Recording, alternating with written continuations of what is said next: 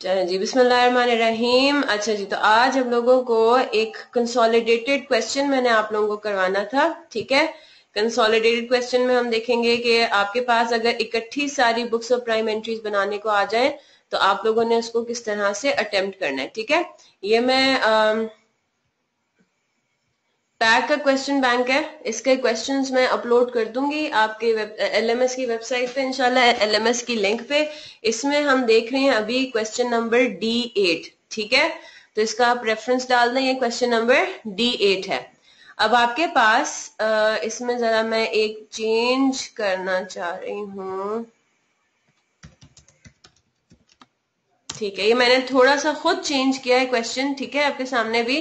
तो आपके पास जो पैक का क्वेश्चन बैंक है उसका क्वेश्चन इससे मैच नहीं करेगा। ये वाला एक ट्रांजैक्शन है, ये मैंने खुद चेंज की है। ठीक है, खुद चेंज की है ताकि हमारी प्रैक्टिस हो जाए। तो किसी के पास अगर पैक का क्वेश्चन बैंक है वो तब भी क्या करे, ऑनलाइन ये मैंने अपलोड किया हुआ है, या वो खुद उधर एक्स्ट्रा यहाँ पे आगे अपनी बुक के आगे लिख दे, या जिस तरह से भी करना है, लेकिन डिफरेंस होगा दोनों में। ठीक है, डिफरेंस होगा दोनों में, और वो एक का डिफरेंस होगा। तो आपके पास क्वेश्चन ये है इस तरह से कि following transactions of AB traders relate to the month of June 2015। तो इसमें अगर देखें तो आपके पास ट्रांजैक्शंस आ रही है, लेकिन इसमें कोई भी इन्होंने आपको डेट ऑफ ट्रांजैक्शन नहीं दी हुई। तो कोई बात नहीं, हम डेट को ओमिट कर देंगे, डेट के कॉलम को हम वैसे ही क्रोनोलॉजिकल ऑर्डर में सारी रिकॉर्डिंग करते रहेंगे। सबसे पहले आप जरा क्वेश्चन की रिक्वायरमेंट पर आ जाएं ताकि हमें पता लग जाए कि हमें करना क्या है। Record above transactions in the books of prime entry for the month of June 2015। और दूसरा वो क्या कह रहा है, prepare general ledger accounts for the month of June 2015 और बैलेंसिंग इज नॉट रिक्वायर्ड। तो ये सिर्फ आपसे क्या मांग रहा है, मेन लेजर के आइटम्स मांग रहा है। और या नीचे उसने ये भी बता दिया, posting from books of prime entries to general ledger is made at the end of every month. इसका क्या मतलब है कि क्लोजिंग हर महीने के आखिर में हो रही है। ठीक है, अगर पोस्टिंग हो रही होती हर 15 दिन के बाद तो हम कहते हैं क्लोजिंग भी 15 दिन के बाद हो रही है, राइट। अच्छा, अब स्टार्ट करते हैं इसको। अब एक एक करके हम ट्रांजैक्शंस को देखेंगे, और पहले इसके आगे ये लिख लेंगे कि हमारा ये ट्रांजैक्शन जो है ये कौन सी डे बुक का पार्ट है बनेगा। ठीक है, 6 डे बुक्स हैं आपके पास, और आपने एक ट्रांजैक्शन को, एक फिगर को बेसिकली एक ही डे बुक में लेके जाना है। ठीक है, purchased goods on cash from Amjad for ₹5000। आपने कैश पे अमजद से कुछ खरीदा, तो इसमें कैश इन्वॉल्व हो गया, यानी कि कैश बुक। ठीक है, सीबी मैंने आगे लिख दिया। फिर आपके पास है sold goods to Bashir on credit. On credit आ गया और सेल्स आ गई, तो इसका क्या मतलब है, ये आपका हो गया sales day book, right, sales day book. फिर आपके पास आ गया पेड ऑफिस रेंट ₹10,000। मोहसिन ये बताइए ये क्या, ये कहाँ जाएगा।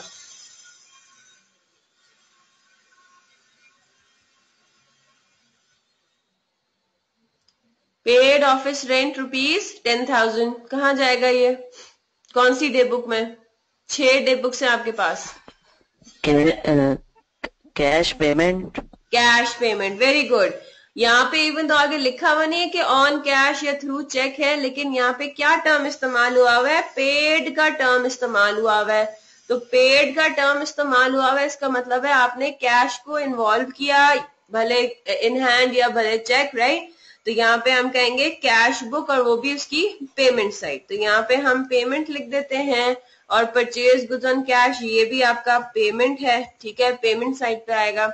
फिर आपके पास है purchase stationery on credit from nice Stationers. अब इसके बारे में मैंने आप लोगों से थोड़ा डिस्कस करना था, और वो ये था,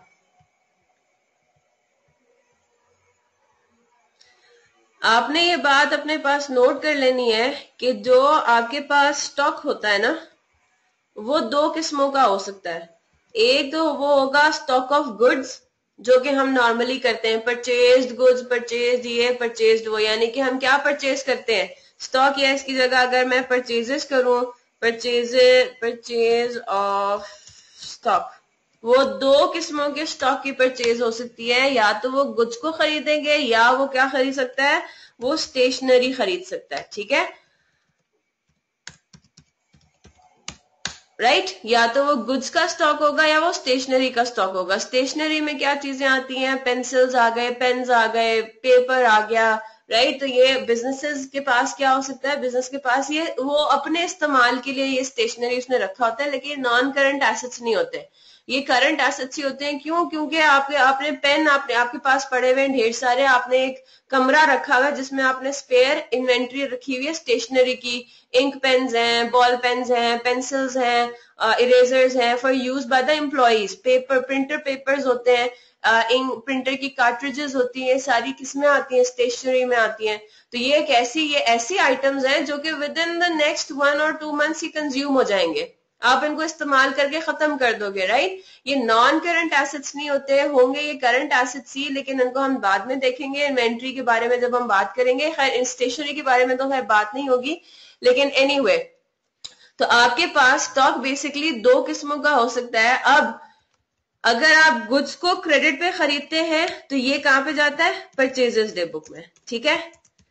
अगर आप स्टेशनरी को क्रेडिट पे खरीदते हैं, इसको भी आपने कहां लेके जाना है, परचेजेस डे बुक में। लेकिन अब थोड़ा सा फॉर्मेट जो है वो चेंज हो जाएगा। परचेजेस डे बुक का चेंज क्या होगा, एक एक्स्ट्रा कॉलम हम डाल देंगे, ठीक है। तो ये बात हम देखते हैं, ये बात क्लियर हो गई। आपके पास परचेज स्टेशनरी, बिल्कुल हाँ, देखो परचेज और सेल, वो तो परचेज, मैं ये भी कह सकती हूँ कि purchase office equipment, purchased furniture. तो परचेज्ड और सेल का जो टर्म है वो तो एक्शन को बता रहा है, हमें आगे देखना है कि परचेज क्या हुआ या सेल क्या हुआ। अगर परचेज्ड गुड्स है तो वो परचेजेस हो गया, परचेजेस डे बुक में चला गया अगर क्रेडिट पे है। परचेज्ड स्टेशनरी ऑन क्रेडिट है तो ये भी आपने क्या करना है, इसको भी आपने परचेजेस डे बुक में ही लेके जाना है। परचेज्ड ऑफिस इक्विपमेंट है तो उसको फिर हम बाद में अलग से देखेंगे। वो in any case office equipment, furniture, कोई अगर नॉन करंट एसेट परचेज या सेल किया जाए तो वो परचेज और सेल डे बुक का पार्ट बनना ही नहीं है, राइट। क्योंकि परचेजेस डे बुक और सेल्स डे बुक में सिर्फ और सिर्फ स्टॉक ने आना है। आप जो स्टॉक खरीदो, इन्वेंट्री खरीदो, और वो कौन सी इन्वेंट्री हो सकती है, वो गुड्स हो सकते हैं आपके, या वो स्टेशनरी हो सकती है। गुड्स क्या होते हैं, गुड्स वो आइटम्स होते हैं, नहीं नहीं नहीं नहीं बच्चे, कौन सी डे बुक्स में, डे बुक्स में तो सारी चीजें आती हैं। डे बुक्स में तो दुनिया जहान की जितनी भी ट्रांजैक्शंस होंगी, डे बुक में तो सब चीजें आएंगी। आप ये पूछोगे परचेजेस डे बुक में सिर्फ स्टॉक आएगा, तो यस, परचेजेस डे बुक में सिर्फ गुड्स और स्टेशनरी की परचेजेस आएंगी। और अगर फर्नीचर है, फर्नीचर या तो कैश बुक में आएगा या जनरल जर्नल में आएगा, वो डिपेंड करता है कि फर्नीचर फॉर एग्जांपल अगर आगे देखते हैं, उसको टेंशन ना ले, आगे देखेंगे, आगे ट्रांजैक्शन सारी मैंने डाली हुई है, इसमें डली हुई है और मैंने डाल भी दी फिर, ठीक है। आगे देखते हैं, उसकी बिल्कुल फिक्र ना करें। ये बात याद रखें, 6 डे बुक्स हैं और बिटवीन दमसेल्व्स इन 6 की 6 डे बुक्स में सारी ट्रांजैक्शंस को रिकॉर्ड करना है। सारी ट्रांजैक्शन से मुराद ये हर किस्म की परचेजेस आएंगी, हर किस्म की सेल्स आएंगी, हर किस्म की पेमेंट्स आएंगी और आगे जितनी भी है, ठीक है। लेकिन अब हमें ये देखना है कि परचेजेस डे बुक में कितनी कौन कौन सी परचेजेस आएंगी, सिर्फ गुड्स की परचेजेस और स्टेशनरी की परचेजेस, और वो भी कौन सी, जो क्रेडिट पे की गई हो। अगर आपने गुड्स कैश पे खरीदे हैं या स्टेशनरी कैश से खरीदी है, आपने फौरन से कैश पेमेंट भी कर दी, तो वो परचेजेस डे बुक में तो आना ही नहीं है, वो कैश बुक में आना है क्योंकि कैश इन्वॉल्व हो गया। क्लियर है बात? तो अभी हम क्वेश्चन करते हैं, इंशाल्लाह क्लियर हो जाएगा। परचेज स्टेशनरी ऑन क्रेडिट, तो इसको भी आगे लिख देते हैं कि ये परचेज डे बुक में आएगा, ठीक है। फिर आगे आ रहा है sold goods on cash, sale किया आपने ऑन कैश। अगर ऑन क्रेडिट होता तो सेल्स डे बुक था, लेकिन अब इसमें कैश इन्वॉल्व हो गया तो कैश बुक है। और कैश बुक का भी कौन सा साइड, रिसीट साइड। आपको पैसे मिले हैं, आपने गुड्स सेल किए और आपको उसके अगेंस्ट पैसे रिसीव हुए। क्लियर है ना बात? सही है मोहसिन? ठीक है। फिर आपके पास आ गया Bashir settled his account in full by paying ₹11,000। तो ये क्या कह रहा है, Bashir settled his account. Bashir कौन था, बशीर हमारा क्रेडिट कस्टमर था, हमने उसको पहले कभी क्रेडिट पे सेल किया था 12,000 रुपए का, और अब वो हमें क्या दे रहा है, बशीर अपना अकाउंट सेटल कर रहा है, हमें पेमेंट कर रहा है 11,000 की। तो एक बात तो ये हमें समझ में आ गई कि ये कैश बुक में आएगा रिसीट साइड पे, ठीक है।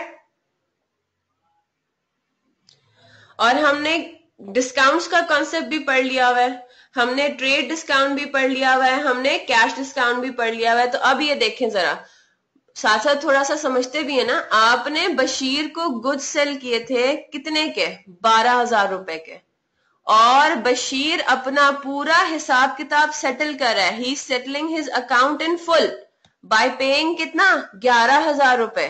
तो हमने उसको क्या किया, 1,000 रुपए का डिस्काउंट अलाउ कर दिया, ठीक है। तो 1,000 रुपीज आपका डिस्काउंट अलाउड हो गया और 11,000 रुपए आपको रिसीव हो गए किसी रिसीवेबल से, डेटर से, तो डेटर के कॉलम में। क्लियर है बात? आगे चलते हैं। Purchased goods on credit, on credit है, परचेज किया है क्या, गुड्स, आपने सीधा फौरन से लिख देना है क्या, परचेज डे बुक, ठीक है। फिर आपके पास आ गया purchased goods on cash, cash involve हो गया, तो आपके पास क्या आ गया, कैश बुक आ गया, और आपने गुड्स खरीदे हैं और उसके अगेंस्ट पेमेंट की होगी तो पेमेंट साइड आ गई। फिर आ रहा है पेड ₹4,700 टू जवाद, जवाद हमारा सप्लायर था, हमने उसको पेमेंट किया कैश के थ्रू, तो कैश बुक आ गया और उसमें भी आपका पेमेंट साइड, ठीक है, पेमेंट साइड आ गई। फिर आपके पास आता है received 7,700 in full settlement of 8,000 from Arif to whom goods were sold in May 2015। तो ये क्या कह रहा है, 7,700 पैसे आपने रिसीव किए फुल सेटलमेंट में, उसमें भी वो उसने हिसाब किताब बराबर कर दिया, लेकिन कितने का था हिसाब, 8,000 का था। तो जब हम ये कह रहे हैं कि फुल सेटलमेंट है तो ये दोनों फिगर्स इक्वल होनी चाहिए थी ना, 8,000 और 8,000, 8,000 ही मिलने चाहिए थे हमें। अगर वो कह रहा है कि वो अपना जितना भी वो हमें ओ करता था उसने हमें पे कर दिया, लेकिन ये पे कितना कर रहा है, 7,700, और इसके आगे लिखा हुआ है फुल सेटलमेंट। तो क्या मतलब हुआ, 300 रुपए का हमने उनको डिस्काउंट अलाउ कर दिया होगा, और इसके बाद हमने कहा होगा फिक्र ना करें आप 7,700 रुपए हमें दें और आपका सारा हिसाब किताब बराबर हो गया। क्लियर है बात? तो हमने कैश रिसीव किया है, हमने पैसे रिसीव किए हैं, तो ये कैश बुक में आएगा और कौन सी साइड पे, रिसीट साइड पे। मोहसिन अगर इश्यू होगा आपने मुझे वहीं पे फ्लैग कर देना है, ठीक है। मैं चलती जा रही हूँ, ठीक है, चले जी। नहीं नहीं नहीं, फुल सेटलमेंट से का मतलब ये है, फुल सेटलमेंट का मतलब ये कि उसने अपना हिसाब बराबर कर दिया, जितना उसने ओ करना, जितना उसने हमें पे करना था। देन पता कैसे चलेगा ये डिस्काउंट है या कैश डिस्काउंट? ये तो आपको नहीं नहीं नहीं नहीं, देखो, हाँ, फुल सेटलमेंट में आपने पहले फुल सेटलमेंट का टर्म पढ़ा, आपने कहा कि अच्छा इसका मतलब ये कि जो पार्टी थी उसने अपना जितना वो ओ करता था, जितना उसने हमें पैसे देने थे वो दे दिए। फिर आप अमाउंट पर आएंगे, फिगर पर आएंगे, कितनी थी फुल सेटलमेंट, कितनी अमाउंट थी ओरिजिनल, 8,000, और फुल सेटलमेंट हुई कितने से, 7,700 से। आपने फिगर्स पे कंपेयर करना है, तो अगर फिगर में डिफरेंस होगा तो वो कैश डिस्काउंट होगा। क्या सेटलमेंट करना यानी कि पेमेंट करना, तो पेमेंट करते हुए अगर आप कोई कुछ डिस्काउंट देते हैं तो वो हमेशा क्या होता है, early payment discount, cash discount या सेटलमेंट डिस्काउंट होता है, वो ट्रेड डिस्काउंट तो होगा नहीं। ट्रेड डिस्काउंट कब होता है, ट्रेड डिस्काउंट तब होता है जब आप परचेज या सेल करते हुए वो आप दो डिस्काउंट या रिसीव करो। क्लियर है बात? तो सेटलमेंट करते हुए अगर आपको फिगर में डिफरेंस नजर आ रहा है, फुल सेटलमेंट का जरूरी मतलब नहीं हो सकता है यहाँ पे 8,000 रुपए लिखा होता, received ₹8,000 in full settlement of ₹8,000, तो वो तो बात कोई थी कि डिस्काउंट कोई भी नहीं है। फुल सेटलमेंट से मुराद कुछ और है, फुल सेटलमेंट से मुराद है कि उसने हिसाब बराबर कर दिया, लेकिन ऑलमोस्ट ऑलवेज आपको इस सिनेरियो में इसीलिए फुल सेटलमेंट का टर्म इस्तेमाल हुआ होता है क्योंकि उसमें हिंट होती है कि इधर कोई कैश डिस्काउंट इन्वॉल्व है, ठीक है। वो बता देगा कि अमाउंट ओरिजिनल इतनी थी, फुल सेटलमेंट ऑफ के आगे जो अमाउंट होगी वो थी ओरिजिनल अमाउंट कितनी थी, कितना आरिफ को पे करना था, और उसने कितना पे करके अपना हिसाब बराबर कर दिया, 7,700 पे किया और हिसाब क्लियर हो गया। इसका मतलब है हमने 300 रुपए उसको डिस्काउंट कर दिए, ठीक है। हमने कहा वो देने की जरूरत नहीं है, बस आप जाओ, राइट। तो यस, इस तरह का सिनेरियो होगा तो कैश डिस्काउंट या सेटलमेंट डिस्काउंट ही होगा, ट्रेड डिस्काउंट नहीं होगा। ठीक है, आगे paid to Kashif in respect of goods purchased in May to settle his account in full after a cash discount of 10%। तो हम अभी कौन से महीने में खड़े हुए? हम खड़े हुए अभी जून के महीने में, और ये बात हो रही है कि काशिफ से हमने कोई गुड्स खरीदी थी मई 2015 में। ठीक है, मई पिछले महीने हमने उससे कोई गुड्स खरीदी थी, और अब हम उसको क्या कर रहे हैं? पेमेंट कर रहे हैं। और आगे लिखा हुआ है to settle his account in full, उसका जो हमारे पास बैलेंस था कि हमने उसको जितना पे करना था उसको भी हम सेटल करना चाह रहे हैं in full after a cash discount of 10%। 10% cash discount avail करने के बाद amount owed to him was 13,500। तो हमें क्या मिलेगा? 13,500 का 10% हमें मिल जाएगा डिस्काउंट रिसीव्ड 1350, राइट, 1350। फिर बाकी की रिकॉर्डिंग जो बाकी पैसे हैं 1350 में से माइनस करें 10,000 में से 12150 आ रहा है। 12150 जो है वो आपका क्या हो जाएगा कि इतने का 12,150। ठीक है, 12,150 आपको क्या होगा? पेमेंट आपने जो एक्चुअली की। तो पेड का टर्म इस्तेमाल हो गया, कैश डिस्काउंट आ गया, तो आपने कहा क्या कहना है? कैश बुक है, लेकिन यहाँ पे क्या हो रहा है? हम पेमेंट कर रहे हैं काशिफ को, तो ये एंट्री रिकॉर्ड होगी पेमेंट साइड पे, ये ट्रांजैक्शन रिकॉर्ड होगी पेमेंट साइड पे। Purchase stationery from nice Stationers for ₹3,000, और आगे लिखा हुआ नहीं है कि थ्रू कैश, और यहाँ पे पेड का टर्म भी इस्तेमाल नहीं हुआ हुआ। यहाँ पे क्या था? यहाँ पे पेड का टर्म इस्तेमाल हुआ था, और फिर आगे थ्रू कैश या चेक नहीं मेंशन था, तो हम कह रहे थे पेमेंट हो गई, कैश इन्वॉल्व हो गया। अब यहाँ पे सिंपली क्या कह रहा है? परचेज स्टेशनरी, और आगे उसने नाम दे दिया पार्टी का और अमाउंट दे दी, और ये नहीं लिखा कि उसके अगेंस्ट हमने पेमेंट किया या नहीं की। इस तरह का कोई सिनेरियो होगा तो हम क्या कहेंगे? हम कहेंगे इसका मतलब है क्रेडिट पे ही परचेज हुई है।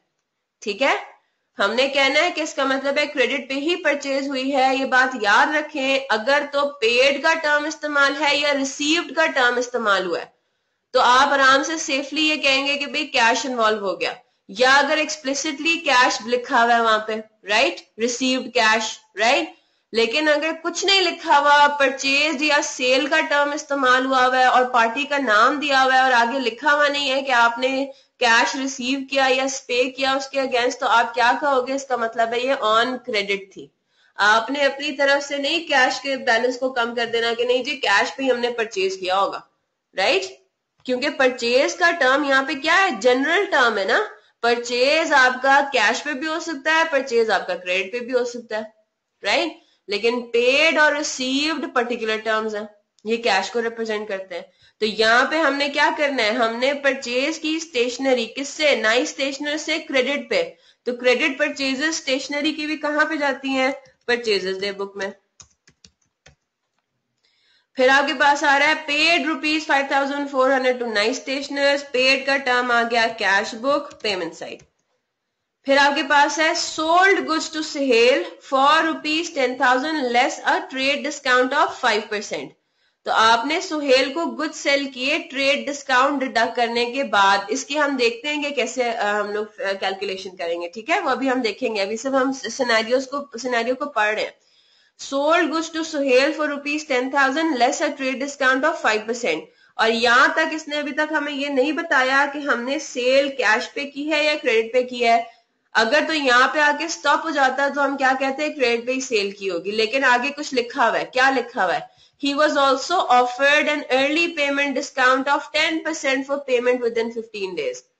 तो मुझे एक बात बताएं, ये मैंने आपको बात बताई है डिस्काउंट पढ़ाते हुए, अर्ली पेमेंट डिस्काउंट की जरूरत कब पड़ती है?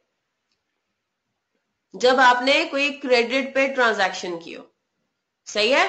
तो यहाँ पे अर्ली पेमेंट डिस्काउंट का जो मेंशन हुआ है ये एक क्लियर हिंट है कि ये सेल हमने की है क्रेडिट पे। बात समझ आती है?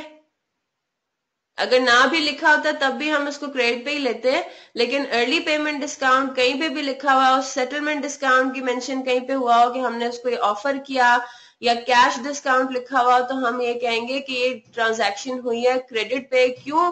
क्योंकि early payment discount, cash discount या सेटलमेंट डिस्काउंट या आप ऑफर ही या रिसीव ही उस सिनेरियो में करते हो अगर आपने सेल या परचेज किया है क्रेडिट पे। अगर आपने सेल किया है क्रेडिट पे तो आप चाहोगे कि सामने वाली पार्टी मुझे जल्द से जल्द पे बैक करे, तो आप उसको अर्ली पेमेंट डिस्काउंट ऑफर कर दोगे ताकि वो इनकरेज हो, राइट। और अगर इसी तरह अगर आपने क्रेडिट पे परचेज किया तो सामने वाली पार्टी, आपका जो सप्लायर है, वो आपको ऑफर करेगा ताकि आप जल्द से जल्द पेमेंट करो, ठीक है। तो यानी कि आपने ओरिजिनल ट्रांजैक्शन किस पे किया है? क्रेडिट पे किया है। Is that clear? तो इस सिनेरियो में आपके पास ट्रेड डिस्काउंट भी आ रहा है और कैश डिस्काउंट भी आ रहा है। तो देखते हैं क्या करना है इसका। पहले तो हम ये देखते हैं कि जो हमने ये सेल की है क्रेडिट पे, इस डेट पे, डेट नहीं मेंशन लेकिन इस पॉइंट पे जो आपने सेल किया है वो क्रेडिट पे किया है, ये बात एस्टैब्लिश हो गई। तो ये कहाँ आएगा? सेल्स डे बुक में, क्रेडिट सेल। यहाँ पे इस पॉइंट पे अभी सिर्फ ऑफर हुआ है कैश डिस्काउंट, वो कैश डिस्काउंट अवेल हुआ है या नहीं हुआ वो हमें बाद में पता चलेगा, क्योंकि पेमेंट अभी तक हमें नहीं की गई। हमने जैसे ही सुहेल को सेल किए गुड्स, हमने उसको फौरन से ये बता दिया, ऑफर कर दिया कि अगर आप 15 दिन के अंदर अंदर आ जाते हैं पेमेंट लेके तो आपको 10% का फर्दर डिस्काउंट मिलेगा। क्लियर है बात Mohsin?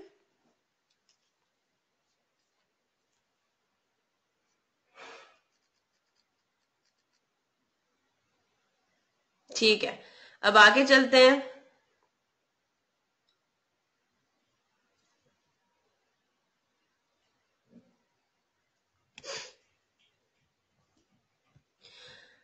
Sohail settled his account but could not avail the early payment discount. Sohail कौन था? Sohail को हमने एक ट्रांजैक्शन पहले ही क्या दिया था? एक ट्रेड डिस्काउंट तो मिल गया उसको, ट्रेड डिस्काउंट तो फौरन से मिल गया, परचेज के टाइम पे उसको मिल गया, सेल के टाइम पे, सॉरी, सेल के टाइम पे उसको ट्रेड डिस्काउंट तो मिल गया, लेकिन कैश डिस्काउंट मिलता है या नहीं मिलता वो डिपेंड करता है कि वो 15 दिन के अंदर अंदर पेमेंट लेकर आता है या नहीं लेकर आता। तो अगली लाइन में आपको बता दिया है कि सुहेल सेटल्ड हिज अकाउंट, यानी कि सुहेल पैसे लेके आ गया, ठीक है, अपना हिसाब क्लियर करने के लिए वो आ गया, but he could not avail the early payment discount, यानी कि वो 15 दिन के अंदर अंदर नहीं आया, 15 दिन के बाद आया।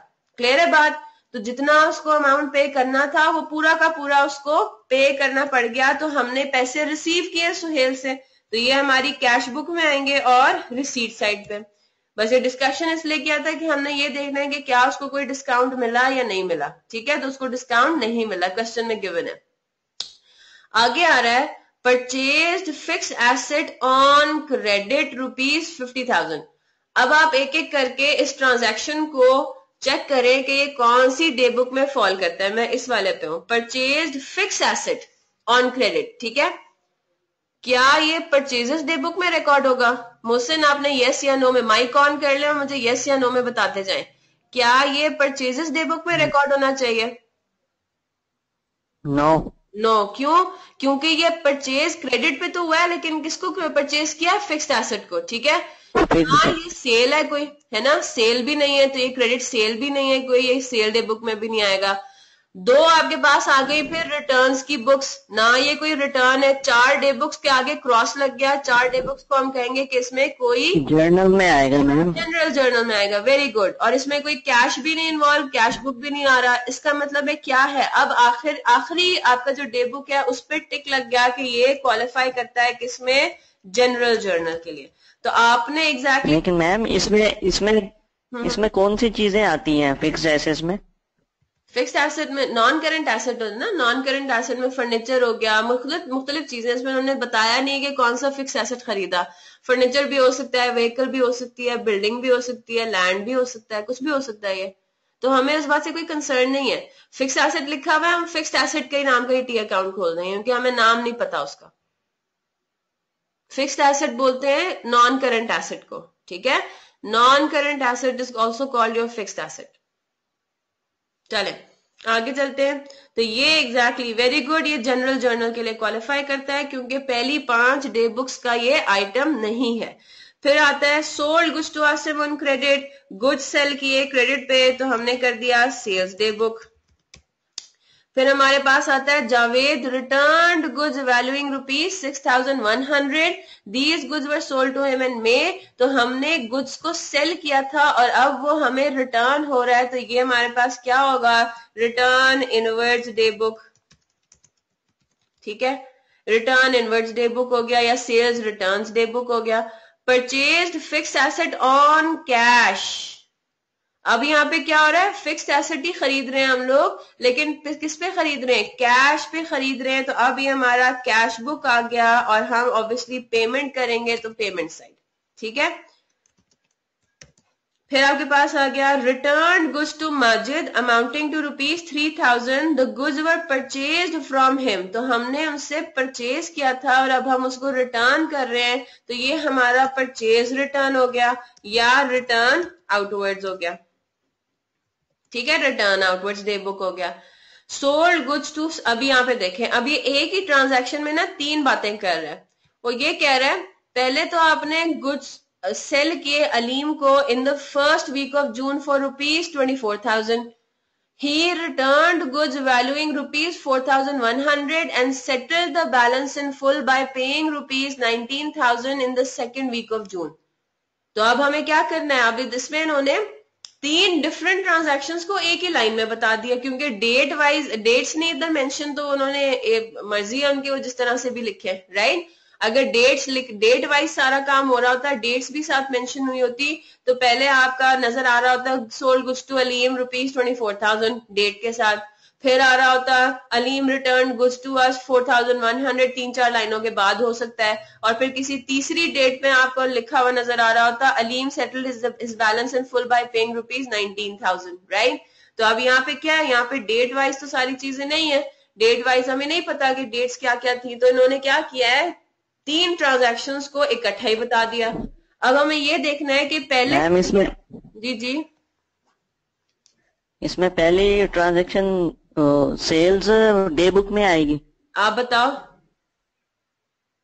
दूसरी सेल्स रिटर्न में, तीसरी कैश बुक में। बिल्कुल ठीक है, पहली डे सेल्स डे बुक में क्यों आएगी, कैश सेल क्यों नहीं हम कह रहे हैं इसको, कैश सेल भी तो हो सकती है ना, goods sold to Aleem in first week of June. तो दिया नहीं हुआ ना मैम आगे, दिया भी नहीं हुआ, और उसके अलावा भी एक और हिंट है, पेमेंट कब हो रही है, सेटलमेंट कब हो रहा है इसका, सेकेंड वीक ऑफ जून में, सेल कब हो रही है, फर्स्ट वीक ऑफ जून में। टाइमिंग भी तो देखो ना, यहाँ पे लिखा हुआ है कि फर्स्ट वीक ऑफ जून में आपने सेल किया इसको एंड दैट्स इट, और फिर वो आगे कह रहा है बाद में रिटर्न भी हुआ, रिटर्न भी हमने देखा कि क्रेडिट सेल पे ही होता है, कैश सेल पे रिटर्न नहीं पढ़ा हमने और पढ़ेंगे भी नहीं अभी तक। ठीक है, सो फार हमने नहीं पढ़ा। और इसके अलावा क्या लिखा हुआ है, और बाद में पेमेंट हो रही है उस सब की सेकेंड वीक ऑफ जून में, तो इसका क्या मतलब है, हमने फर्स्ट वीक ऑफ जून में जो ट्रांजैक्शन की थी वो क्रेडिट पे ही की होगी। और हाँ, दूसरा आपके पास यही है, आगे लिखा हुआ नहीं हुआ कि ऑन कैश, तो हम क्या कहेंगे कि पहले फर्स्ट वीक ऑफ जून में जो काम हुआ वो क्रेडिट पे ही हुआ। वेरी गुड, ठीक है। तो 24,000, अब ये फिगर आपके पास चली जाएगी कहाँ पे, सेल्स डे बुक में। Very good. फिर जब वो गुड्स रिटर्न कर रहा है 4,100 आपके पास चला जाएगा कहाँ, रिटर्न इनवर्ड्स डे बुक में, ठीक है। और 19,000 जो है वो settle the balance in full, ऐसा कोई टर्म इस्तेमाल हो। अब आपको थोड़ी सी कैलकुलेशन करके चेक भी करना है। ये पहली बात तो ये कि वो फिर हमें पेमेंट कर रहा है, तो ये कैश बुक हमने रिसीट साइड पे लिखना है क्योंकि अलीम से हमें पैसे मिल रहे हैं, राइट। तो आपके पास इस पूरी एक सेंटेंस में मतलब एक सेंटेंस तो खैर नहीं है, लेकिन एक पॉइंट में आपके पास 3 डे बुक्स है, इस तरह हो सकता है इन्वॉल्व, क्योंकि 3 अलग अलग ट्रांजैक्शंस हैं जिनको एक पॉइंट में डाल दिया, बेसिकली ये काम हुआ है, ठीक है। अब जरा आप ये मुझे देख के बताएं, यहाँ पे कोई कैश डिस्काउंट तो इन्वॉल्व नहीं हुआ हुआ, चेक करना है हमें। अब देखते हैं इसको। हमने अलीम को सेल किया था 24,000 पे, ठीक है। 24,000 में से उसने 4,100 के गुड्स हमें रिटर्न कर दिए, तो कितने पैसे उसने फिर हमें देने। अभी हम ये कहेंगे 24,000 पहले देने थे, लेकिन उसमें से उसने 4,100 हमें रिटर्न कर दिए गुड्स, तो अब उसने पेमेंट कितने की करनी होगी, सिर्फ 24,000 माइनस 4,100 निकालें, कितना आ रहा है आंसर, 19,900, राइट। तो 24,000 में से जब आप गुड्स रिटर्न की वैल्यू को माइनस करते हैं तो आपके पास आता है कि अलीम ने आपको पे करना था कितना, 19,900। लेकिन सेकेंड वीक ऑफ जून में लिखा हुआ आ रहा है ही settled the balance in full by paying 19,000। ठीक है, तो उसने पेमेंट कितने की 19,000, और उस अमाउंट को रिसीव करके हमने कहा बस अब आप जाएं, आपका सारा हिसाब किताब खत्म हो गया, राइट। तो हमने क्या कर दिया, 900 का अलीम को डिस्काउंट दिया होगा, इसका मतलब है। तो यहाँ पे कौन सा डिस्काउंट दिया होगा, कैश डिस्काउंट। पेमेंट के टाइम पे, सेटलमेंट के टाइम पे आप उसको कह रहे हो कि कोई बात नहीं, आपने 19,900 देना था, लेकिन अब आप मुझे कितना दे दो, सिर्फ 19,000। क्लियर है मोहसिन। तो यहाँ पे आपके पास अपेरेंटली सिर्फ 3 फिगर्स हैं, लेकिन इन्वॉल्व हो रही हैं 4। कैश डिस्काउंट भी इन्वॉल्व हो रहा है। ठीक है जी, वेरी गुड। अच्छा,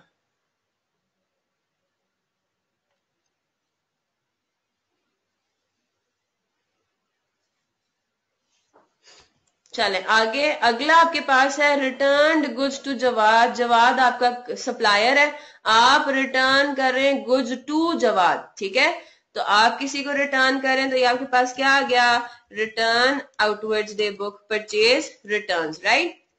अब हम क्या करेंगे, अब हमने पार्ट ए में क्या करना है, record above transactions in the books of prime entries. अब जरा काउंट करें तो यहाँ पे हर book of prime entry involve होगी। There are 6 books of prime entries involve in this question. ठीक है, कैश बुक भी है, सेल्स डे बुक भी है, परचेज डे बुक भी है, दोनों रिटर्न्स डे बुक भी है, जनरल जर्नल भी है।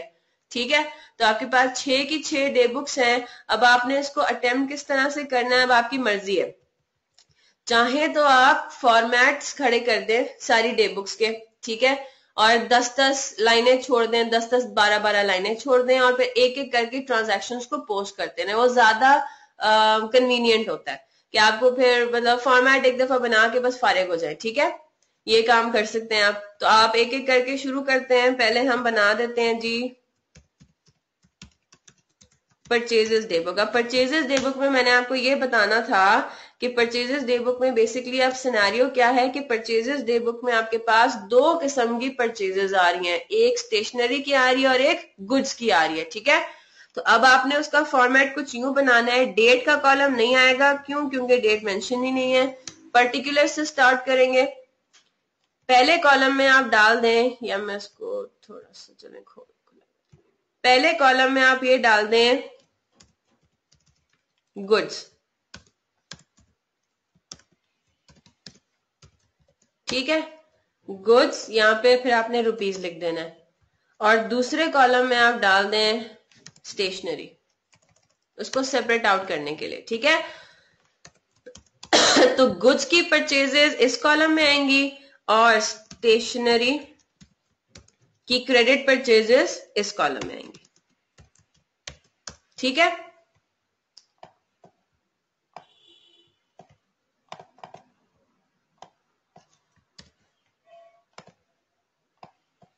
सही है मोहसिन। तो आपने इसमें ये हेडिंग्स डाल दी 3, फिर आपने 8-10 लाइनें छोड़ी, फिर आपकी बारी आ गई किसकी, सेल्स डे बुक की। सेल्स डे बुक में सिर्फ 2 कॉलम्स ही आएंगे, एक आएगा आपका पर्टिकुलर्स का, या क्या यहाँ पे पर्टिकुलर्स लिखे हैं या यहाँ पे सप्लायर नेम लिखे हैं, सेम बात। सप्लायर नेम लिख दें, यहाँ पे कस्टमर नेम लिख दें, और यहाँ पे क्या आ जाएगा, रुपीज, क्योंकि सेल्स आपने सिर्फ और सिर्फ रुपीज ही की है। ठीक है, तो उसमें कोई टेंशन वाली बात ही नहीं है।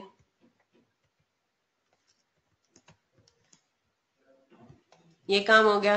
फिर आपके पास हेडिंग डाल दें 8-10 लाइनें छोड़ने के बाद, return inverse day book. Return inverse लिखना चाहें, सेल्स रिटर्न्स लिखना चाहें, कोई मसला नहीं। ठीक है, इसमें भी क्या होगा, कस्टमर नेम और रुपीज। रिटर्न्स क्यों इनवर्स कौन किससे होते हैं, कस्टमर्स से होते हैं। ठीक है, तो आपने इसमें भी ये काम किया। चलें, फिर आपके पास आ गया रिटर्न आउटवर्ड्स।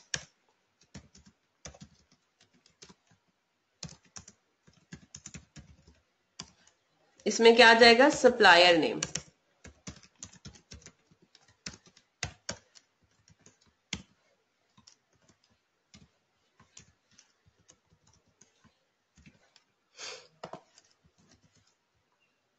चलें, ये 4 तो बन गई। फिर आपके पास क्या है, cash book, right. Cash book को भी आपने ब्रेक करके बनाना है। कैश रिसीट बुक पहले बनाएंगे। अब आपने एक दफा क्वेश्चन पढ़ा हुआ होगा ना, तो आपको थोड़ा बहुत आइडिया होगा कि अब कॉलम्स कौन कौन से होने हैं। तो कॉलम्स आप वैसे, if you want to stick to just those 3 columns, कौन कौन से, टोटल का कॉलम तो होगा ही होगा, कौन कौन सा, रिसीट साइड पे कौन कौन से कॉलम्स होते हैं, डेटर्स का कॉलम होता है, कैश सेल्स का कॉलम होता है और अदर रिसीट्स का होता है। तो if you want to stick to these, आप इन्हीं तीनों को बस याद कर लें और कहें कि बस एट अ मिनिमम ये आपके पास कॉलम्स आने चाहिए। पर्टिकुलर्स आ गया, टोटल का कॉलम आ गया, डेटर्स या रिसीवेबल्स का कॉलम आ गया, कैश सेल्स और आखिरी सॉरी अदर रिसीट्स, और आखिरी आपके पास होगा डिस्काउंट। कौन सा, अलाउड या रिसीव्ड?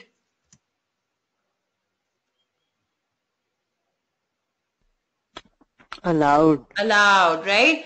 आपने ये बात याद रखनी है कि आप अपने डेटर्स को अलाउ करते हो ना, डिस्काउंट आप अलाउ करते हो। किसको? डेटर ऐसा पार्टी है जिसने आपको पैसे देने हैं, तो आप उसको अलाउ कर रहे हो। तो जहां पे डेटर्स लिखा हुआ होगा वहां पे डिस्काउंट अलाउड होगा, ठीक है। तो ये काम आपने कर लिया।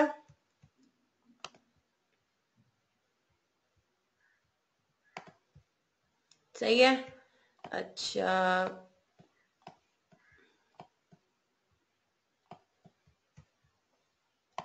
चले, फिर आपके पास बारी आती है किसकी, कैश पेमेंट बुक की। इसको भी मैं सेंटर कर देती हूँ। कैश रिसीट बुक हो गया, फिर आपके पास है कैश पेमेंट बुक। बनाते जा रहे हैं मोहसिन, इसमें भी यही आएगा। पर्टिकुलर्स आ गया, टोटल का कॉलम हो गया। अब यहाँ पे क्या आएगा, क्रेडिटर्स आएगा या पेबल्स, सेम बात। कैश परचेजेस,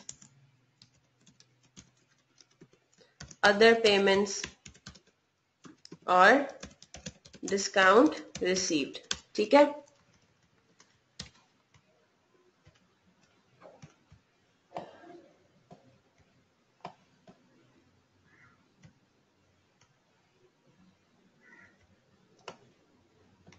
चले, और आखिरी आपके पास क्या है, जनरल जर्नल।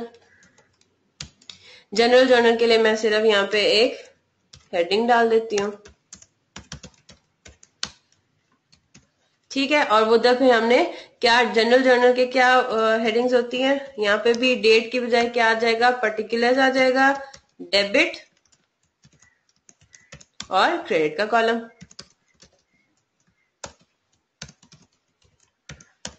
है ना। यही था, याद है, डेबिट का कॉलम होता था और क्रेडिट का कॉलम होता था, और ये आपका जनरल जर्नल का भी फॉर्मेट खड़ा हो गया, ठीक है।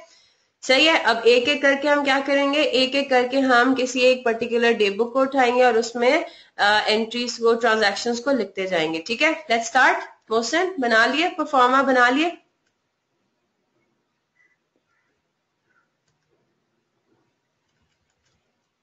ठीक है, वेरी गुड। तो 6 डे बुक्स आपकी बन गई, बल्कि इनफैक्ट 7 हो गई, ठीक है, क्योंकि कैश बुक को हमने 2 में ब्रेक कर दिया है, ठीक है जी। तो खैर, सबसे पहला आपके पास क्या था, purchased goods on cash from Amjad for ₹5,000। ये हमने देखा था कि ये कैश बुक में आएगा पेमेंट साइड पे, ठीक है। तो हम कैश बुक में गए, कैश बुक के पेमेंट साइड पे गए, पर्टिकुलर्स में चाहे तो अमजद का नाम लिखते हैं, हालांकि जब जिससे आप कैश पे खरीदते हो आपको उसका नाम लिखने की जरूरत नहीं पड़ती। चाहे तो अमजद लिख दें, चाहे तो सिर्फ परचेजेस लिख दें, राइट। क्योंकि क्या है, ये कैश परचेजेस है, कितने की है, 5,000 रुपए की। तो 5,000 को आपने कैश परचेजेस 5,000 यहाँ पे आ गया, और टोटल में भी आपने ये 5,000 को कॉपी कर देना है, ठीक है। मैं इसको टैबुलेट कर दूं ताकि कोई कंफ्यूजन ना हो। चले, सही है जी, ये बात क्लियर है, ये कैश परचेजेस में आएगा। और यहाँ पे इसीलिए भले आप अमजद का नाम ना भी लिखो, क्योंकि आपने उससे आपने उसको फौरन से कैश की पेमेंट भी कर दी, आपको लिखने की जरूरत ही नहीं है कि मुझे इसको पैसे देने, नाम उसका भले ना ही लिखो, ठीक है। तो या सिर्फ अमजद लिख दें? सिर्फ अमजद भी लिख दो, सिर्फ अमजद लिख दो, लेकिन अमजद अगर लिखोगे तो बाद में खुद ही कंफ्यूज ना हो जाओ कि अमजद हमारा क्रेडिटर है। आप उसका सब्सिडरी लेजर में फिर टी अकाउंट नहीं बनाना है, बस ये बात याद रखनी है। अमजद एक ऐसा बंदा है जिससे आपने कैश पे खरीदा, वो आपका क्रेडिटर नहीं है। और सब्सिडरी लेजर में आप टी अकाउंट सिर्फ किसके बनाते हो? अपने क्रेडिटर्स और अपने डेटर्स के, क्रेडिट सप्लायर्स और क्रेडिट कस्टमर्स के। ठीक है, तो बस इस बात के लिए मैं आपको कह रही हूँ कि बेहतर है कि आप अमजद का नाम ही मत लिखो। खैर, इस क्वेश्चन में आपको सब्सिडरी लेजर नहीं बनाना, आपको सिर्फ मेन लेजर बनाना है। ठीक है, तो आपने क्या किया, कैश परचेजेस में आपने 5000 लिख दिया। फिर आप आए दोबारा क्वेश्चन पे, sold goods to Bashir on credit for 12000। तो हमने कहा था कि सेल्स डे बुक का पार्ट है। आप आए वापस, सेल्स डे बुक आ गई, ये रही आपकी सेल्स डे बुक। आपने सेल्स की है किसको? बशीर को, ऑन क्रेडिट 12000 की। तो बशीर का नाम लिख दिया और यहाँ पे लिख दिया 12,000 रुपीज। ठीक है, बशीर को आपने क्रेडिट पे सेल किया। फिर आपके पास है ये बात, मैं मोहसिन आपको तो क्लियर हो गई होगी। जो लोग रिकॉर्डिंग सुन रहे हैं उनको मैं ये बता दूं, कंफ्यूजन क्लियर कर दूं, हम डबल एंट्रीज पास नहीं कर रहे। अभी हम रिकॉर्डिंग के स्टेज पे हैं, अभी हम बुक्स ऑफ प्राइम एंट्रीज में। ठीक है, तो इधर आई होप किसी को कोई कंफ्यूजन नहीं है कि हम बशीर सेल्स डे बुक में तो लिख रहे हैं 12000, अब दोबारा 12000 कहाँ लिखना है, ये काम नहीं करना। अभी हम डबल एंट्रीज पास नहीं कर रहे। ठीक है, रिकॉर्डिंग के स्टेज पे उसको किसी जर्नल में आपको बस लिखना है, किसी फॉर्मेट में आपको उसको कहीं एक जगह पे लिखना है। Paid office rent ₹10,000, cash book payment side, naturally सी बात है पेमेंट कर रहे हो आप, तो आप कैश पेमेंट में आ गए, रेंट लिखा। ठीक है, ये रेंट है, ऑफिस रेंट है 10,000 रुपए। अब सवाल ये आता है कि इसको कौन से कॉलम में डालेंगे, क्रेडिटर्स में, कैश परचेजेस में या अदर पेमेंट्स में? तो ना ये आपने क्रेडिटर को कोई पेमेंट किया है, ना other payment. Other payments. Very good, 10,000 को अदर पेमेंट्स में डाला और यही टोटल आपका यहाँ पे भी आ जाएगा। ठीक है, क्योंकि टोटल कितने कॉलम्स का टोटल है? क्रेडिटर्स, पेबल्स का, कैश परचेजेस का और अदर पेमेंट्स का। ठीक है, तो यहाँ पे आपके पास 10,000 कॉपी हो जाएगा। फिर आपके पास आगे है purchase stationery on credit from nice stationers. तो ये कहाँ पे जाएगा? परचेज डे बुक में 7,000 का। अब आप आएंगे सबसे ऊपर, परचेज डे बुक आपने बनाया हुआ है, लेकिन अब इसमें दो डिफरेंट कॉलम्स हैं, इसको आप डाल देंगे, सप्लायर नेम आ जाएगा नाइस स्टेशनर्स। अब इधर नाम लिखना जरूरी है, पहली 4 डे बुक्स में नाम लिखना जरूरी हो जाता है। ठीक है, और यहाँ पे आपने लिख दिया स्टेशनरी के कॉलम में 7,000। फिर आप आए, sold goods on cash for ₹4,500। तो ये कैश बुक में आएगा, रिसीट साइड पे। ठीक है, 4,500 की आपने सेल्स की है। अब यहाँ पे आपको कस्टमर का नाम नहीं दिया हुआ ना, सोल्ड गुड्स ऑन कैश लिखा हुआ है, तो यहाँ पे भी आप फिर क्या लिखोगे? आप यहाँ पे सेल्स ही लिखोगे, राइट। इसीलिए मैं आपको कह रही हूँ बेहतर है कैश परचेजेस और कैश सेल्स में आप पार्टी का नाम ही मत लिखो। और ये कौन से कॉलम में आएगा? कैश सेल्स में आएगा। सोल्ड गुड्स ऑन कैश, फौरन से आपको कैश मिल गया 4,500। फिर आगे आते हैं, Bashir settled his account in full by paying 11,000। ठीक है, तो बशीर ने अपना अकाउंट फुल्ली सेटल कर दिया बाय पेइंग 11,000। उसका अकाउंट था कितने का? 12,000 का था। तो बशीर ने हमें पैसे दिए, बशीर को हमने सेल किया था, और अभी हम क्या कर रहे हैं? बशीर से पैसे ले रहे हैं। तो रिसीट साइड पर आ जाएंगे, कैश बुक की, कैश बुक की रिसीट साइड में। अब यहाँ पे भी बशीर का नाम लाजमी हो जाएगा, जरूरी हो जाएगा। क्यों? क्योंकि हम देखते हैं ओरिजिनली बशीर कौन था? हमारा क्रेडिट कस्टमर था। ठीक है, तो ये बात मैं बारहा रिपीट कर रही हूं, credit customer, credit supplier, name becomes important. ऐसी पार्टी जिनसे आपने ओरिजिनली क्रेडिट पे खरीदा या क्रेडिट पे उनको सेल किया, उनका नाम बिकम्स वेरी इंपॉर्टेंट। ठीक है, क्योंकि अब आपने उनके नाम से सब्सिडरी लेजर में टी अकाउंट्स भी खोलने हैं। लेकिन अगर आपने किसी पार्टी को कैश पे सेल किया या कैश पे उससे खरीदा, पार्टी नेम भी गिवन हो, अगर ट्रांजैक्शन में आप उसको इग्नोर कर दें, नेम को इग्नोर कर दें। क्यों? क्योंकि कैश पे ट्रांजैक्शन हुई थी, आपको नाम रिकॉर्ड करने की जरूरत ही नहीं है। क्लियर है बात? तो बशीर क्या था? बशीर जी, पहले वो क्रेडिट पे हमने उसे परचेज किया अगर, हाँ, और बाद में उसे पे कर दिया, यही करते तो हैं। तब तो हम सब्सिडरी में पोस्ट करेंगे ना। हाँ हाँ बिल्कुल करेंगे, मैं यही तो कह रही हूँ। ओरिजिनल हालांकि वो कैश बुक में ही लिखा होता है ना। वो कैश बुक में आएगा, लेकिन उसका पोस्टिंग सब्सिडरी में भी तो होगी। कल मैंने आपको दिखाया तो, ये करके हमने किया था ये, बिल्कुल होगा। सब्सिडरी तो एक अलग स्टेप है। सब्सिडरी में तो आपने क्या करना है, आपने जिस तरह याद नहीं है, हमने देखा था इमरान से हमने खरीदा था क्रेडिट पे पहले। तो जब हमने जिस पॉइंट पे हमने इमरान से क्रेडिट पे खरीदा, कल वाले क्वेश्चन की बात कर रही हूँ, जिस पॉइंट पे जिस डेट पे हमने इमरान से खरीदा क्रेडिट पे, उस डेट पे हमने परचेजेस को डाल दिया परचेजेस डे बुक में, ठीक है। और फिर जब हम सब्सिक्वेंट डेट पे किसी और दिन इमरान को पेमेंट कर रहे हैं, तो वो ट्रांजैक्शन एक अलग ट्रांजैक्शन है। उस ट्रांजैक्शन को, वो पेमेंट वाले एक्टिविटी को हमने रिकॉर्ड कर दिया किसमें, कैश बुक में। लेकिन फिर जब हम सब्सिडरी लेजेस बनाने पर आए, तो हमने परचेजेस को भी इमरान के अकाउंट में डाला, और जो हमने इमरान को पे बैक किया वो भी हमने इमरान के अकाउंट में डाला। तो वो तो एक अलग ही कहानी है, वो तो एक अलग स्टेप है, वो इसके साथ साथ हम नहीं कर रहे। इसीलिए पहले हम क्या कर रहे हैं, पहले हम डे बुक्स को बना रहे हैं, फिर हम लेजर्स पर आएंगे, ठीक है। लेकिन very good, yes you right, ठीक है। तो अब यहाँ पे क्या था, बस आपको चेक ये करना है कि जो जिससे हमें पैसे मिल रहे हैं, जिससे हमें पैसे मिल रहे हैं, वो क्यों मिल रहे हैं, वो इसलिए मिल रहे हैं क्योंकि इसने किसी और ट्रांजैक्शन में हमसे किसी और डेट पे, अलग अलग लिखा हुआ है ना, इसका मतलब है ये अलग ट्रांजैक्शन है। भले एक ही पॉइंट में लिखा होता है, जिस तरह ये एक ही पॉइंट में इन्होंने बात मेंशन की हुई है, लेकिन हमने इन तीनों आइटम्स को क्या ट्रीट किया है, अलग अलग ट्रांजैक्शन ट्रीट किया है। तो अगर ये लिखा हुआ होता sold goods to Bashir on credit for ₹12,000, और इसके आगे ये बात लिखी हो जाती Bashir settled his account in full by paying ₹11,000, तो हम तब भी क्या करते, बिल्कुल एग्जैक्टली यही काम करते, क्योंकि ये अलग अलग सेंटेंसेस में बात मेंशन हुई हुई है, अलग अलग इसको इन्होंने बताया हुआ है। तो हमने क्या करना, हमने कहना इसका मतलब है सेल पहले हुई, पेमेंट बाद में हुई, ठीक है। तो अब क्या हो रही है, अब बशीर कौन था, बशीर हमारा क्रेडिट कस्टमर था, और आज के दिन वो क्या कर रहा है, वो पैसे लेकर आ रहा है कि मैंने आपसे पहले 3 4 5 दिन पहले 12,000 रुपए के गुड्स खरीदे थे, ये ले इसकी पेमेंट 11,000 रुपए, और मेरा हिसाब बराबर, राइट। तो अब आपने कहां इसको रिकॉर्ड करना है, रिसीट बुक में रिकॉर्ड करना है, लेकिन कौन से कॉलम में, बशीर का नाम, डेटर, डेटर कॉलम में, वेरी गुड। 11,000 आपको पैसे उससे, discount allowed 1,000, sorry, discount allowed 1,000। Allowed 1,000, very good.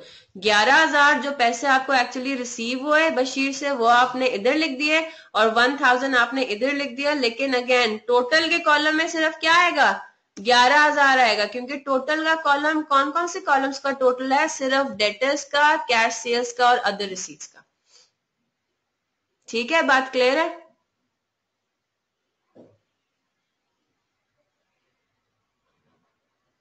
जबरदस्त, सही है। अच्छा, मैंने आपको कल वाले क्वेश्चन में क्लोजिंग बैलेंस करवा दिया था ना मैंने, हाँ क्लोजिंग बैलेंस करवा दिया था। क्लोजिंग बैलेंस हमने कर लिया था ना कैश बुक में, 5, हाँ ठीक है, 5,08,000 आ रहा था, सही है, याद आ गया, ठीक है। अब मैंने आपको, अभी मैं ना आपको लॉजिक भी बता दूंगी, कल वाले ही सवाल पे हम आएंगे, और कल वाले क्वेश्चन को यूज करते हुए मैं आपको लॉजिक बताऊंगी कि टोटल के कॉलम में डिस्काउंट अलाउड और डिस्काउंट रिसीव्ड की फिगर को क्यों नहीं ऐड करते, ठीक है। वो मैं आपको अभी समझा दूंगी, अगर हमारे पास टाइम बचा तो, ठीक है। चले, ये हमारे पास हो गया। फिर आप आगे आते हो, purchase goods on credit from Jawad, ये आपको परचेज डे बुक में लिखना है। तो आपने क्या कर दिया, परचेज डे बुक में गए,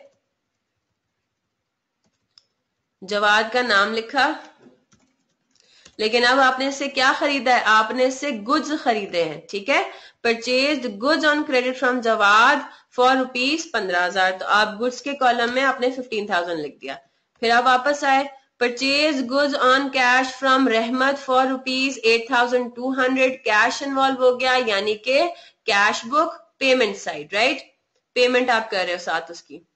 तो कैश बुक में आप पेमेंट साइड पे आए, अब यहाँ पे रहमत का नाम बेहतर है ना लिखें, सिर्फ क्या लिख दें, परचेजेस, और ये क्या है, कैश परचेजेस हैं, आपने फौरन से पार्टी को पेमेंट भी कर दी 8,200, ठीक है। अब आप आ जाए इधर, पेड 4,700 टू जवाद। अब जवाद कौन था, देखें अभी ये ट्रांजैक्शन क्या है, इसके अगेंस्ट हमने ये नहीं लिखा कि purchase goods from Jawad paying by cash. ये क्या है, ट्रांजैक्शन क्या है, हमने सिर्फ जवाद को पैसे दिए। तो पैसे क्यों दिए हमने, क्योंकि हमने जवाद से पहले कभी खरीदारी की थी क्रेडिट पे। तो जवाद हमारा कौन बन गया, क्रेडिटर बन गया, हमारा पेएबल बन गया था, 15,000 का हमारा पेएबल था, राइट। और अब हम उसको क्या कर रहे हैं, पेमेंट जब कर रहे हैं तो वो हमारा किस कॉलम में आएगा, क्रेडिटर्स के कॉलम में आएगा। ठीक है, बात क्लियर है। तो जवाद का नाम लिखेंगे, क्यों, क्योंकि वो आपका क्रेडिटर है, क्रेडिटर क्रेडिट आपका सप्लायर है, और आपने इसको लिख दिया 4,700 आपने पेमेंट की है, 4,700 आ जाएगा क्रेडिटर्स के कॉलम में। इधर हम कुछ और नहीं लिखेंगे, इधर जवाद का नाम ही आएगा। अच्छा जी, आगे अब आगे आते हैं, received ₹7,700 in full settlement of 8,000 from Arif to whom goods were sold in May 2015। तो May 2015 में हमने आरिफ को क्रेडिट पे ही सेल किया होगा, जिसके पैसे वो अभी दे रहा है। अगर आरिफ उसी टाइम पेमेंट कर चुका होता तो ये वाली ट्रांजैक्शन होती ना, राइट। तो इसका मतलब ये है कि आरिफ कौन है, हमारा डेटर है या रिसीवेबल है। और अब क्या हो रहा है, आरिफ आपको पूरे पैसे अपने दे रहा है, लेकिन वो पूरे कैसे दे रहा है, 300 रुपए डिस्काउंट के बाद, राइट। तो ये आपके पास रिसीट है। रिसीट किससे है, यहाँ पे आरिफ का नाम लिखना लाजमी हो जाएगा। 7,700 रुपीज आपने रिसीव किए किससे, डेटर से अपने, और रिमेनिंग जो 300 रुपए हैं वो आपने डिस्काउंट अलाउ कर दिया, और टोटल में भी 7,700 आएगा सिर्फ, क्योंकि कैशियर्स में 0 है, अदर रिसीट्स में 0 है। ठीक है,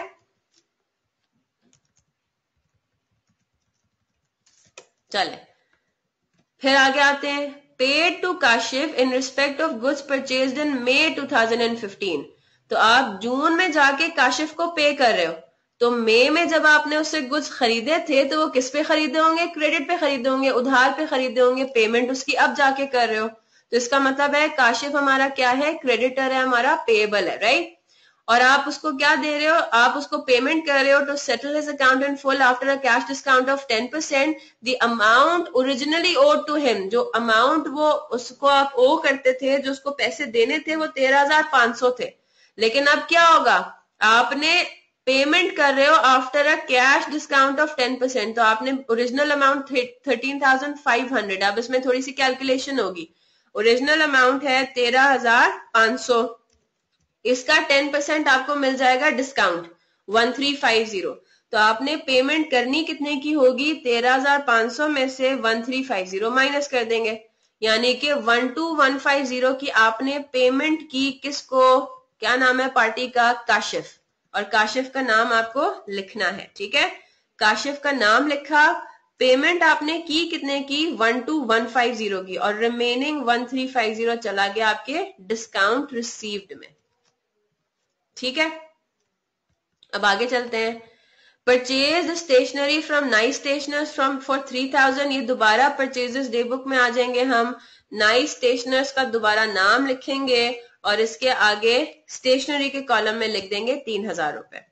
फिर आगे आते हैं, पेड ₹5,400 टू नाइस स्टेशनर्स। अब आप नाइस स्टेशनर्स को पेमेंट कर रहे हो 5,400 की, कैश बुक पेमेंट साइड, लेकिन आप किस कॉलम में लिखेंगे। तो यहाँ पे मैं नाइस स्टेशनर्स का नाम लिख देती हूँ, क्यों, क्योंकि मैंने इससे ओरिजिनली स्टेशनरी खरीदी थी क्रेडिट पे। अब किस कॉलम में इसको लिखेंगे,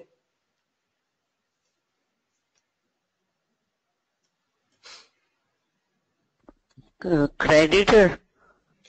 क्रेडिटर, सही है। आपको पहले उसमें डेफिनेटली सी बात है, यही लग रहा है कि भाई क्रेडिटर में इसको लिखना चाहिए, लेकिन मेरा पर्सनल ओपिनियन ये है कि आपको इसको क्रेडिटर में नहीं लेना चाहिए। क्यों, क्योंकि यहाँ पे ये जो क्रेडिटर्स और पेबल्स है ना, ये वाला टर्म हम खास यूज करते हैं किसके लिए, गुड्स वालों के लिए। ये वाला जो कॉलम है, ये वो वाले क्रेडिटर्स और पेबल्स हैं जो कि अराइज हुए हैं as a result of credit purchases of goods. Likewise ये वाले जो डेटर्स या रिसीवेबल्स हैं, ये कॉलम भी आपका स्पेसिफिकली है उन डेटर्स के लिए जो कि गुड्स की वजह से बने, गुड्स की सेल की वजह से बने, ठीक है।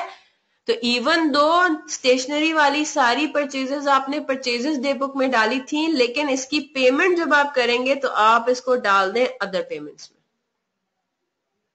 उसका एक रीजन है, एक लॉजिक है उसके पीछे, ठीक है, वो मैं आपको इंशाल्लाह अभी बताती हूँ। आपकी आसानी के लिए मैं बोल रही हूँ, बेहतर है 5400, वरना अकाउंटिंग में कोई फर्क नहीं पड़ेगा, अकाउंटिंग में कोई डिफरेंस नहीं आएगा, टी अकाउंट्स आपके बिल्कुल सेम बनेंगे, बिल्कुल अगर ये जी स्टेशनरी और गुड्स में डिफरेंस पैदा करने के लिए किया जाता है ना, बिल्कुल उसकी अमाउंट्स में। जी आप उसको इसी तरह से समझ लें। स्टेशनरी ठीक है, वो आपने परचेजेस डे बुक में, दोनों को परचेजेस डे बुक में रिकॉर्ड किया, लेकिन उसकी पेमेंट करते हुए ना आपने उसको जरा सेपरेट आउट कर रखना है, क्योंकि ये वाला कॉलम हमने रिजर्व रखना है किसके लिए, सिर्फ वो पेबल्स जो कि गुड्स से रिलेटेड हो। तो अगर कोई आपका पेबल नाइस स्टेशनर्स है, वो पेबल तो है लेकिन वो गुड्स के लिए नहीं था, वो स्टेशनरी के लिए था, तो उसको अगर हम पेमेंट करें तो बेहतर है इसको अदर पेमेंट्स में डाल दें। क्लियर है?